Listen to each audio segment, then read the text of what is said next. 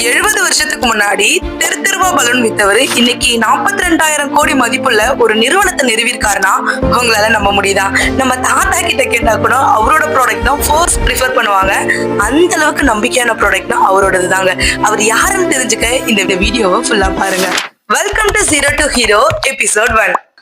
1922ல கேரளால ஒரு தம்பதி வாழறாங்க. அந்த தம்பதிக்கு மொத்தம் 10 குழந்தை. அதுல 9வது குழந்தை தாங்க நம்ம ஹீரோ ஸ்கூல் படிச்சுட்டு இருக்கும் போதே அவங்க அப்பா சிறை கைதி ஆகுறாரு. அவங்க அம்மாக்கு வேற வழி இல்லாம வீட்டை விட்டு வெளியில வர ஆரம்பிக்கிறாங்க. கோயில் வாசல்லையும் சர்ச் வாசல்லையும் தான் அவங்க டேவே கம்ப்ளீட் பண்றாங்க. 1946ல ஒரு பொண்ணையும் மேரேஜ் பண்ணிக்கிறாரு.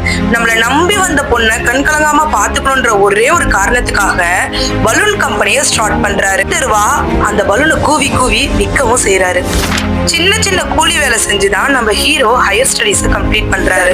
1952ல ஒரு ரப்பர் கம்பெனியும் ஸ்டார்ட் பண்றாரு. அவரோட வறுமை அவரை தூங்கவே விடல. சோ 1961ல மெட்ராஸ் ரப்பர் ஃபேக்டரின்னு ஒரு டயர் கம்பெனியை ஸ்டார்ட் பண்றாரு. நம்ம தாத்தால இருந்து கூகுள்ல சர்ச் பண்ண கூட எம்ஆர்எஃப் டயர் கம்பெனி தான் பெஸ்ட் நமக்கு இன்ன வரை சஜஸ்ட் பண்ணிட்டு இருக்காங்க.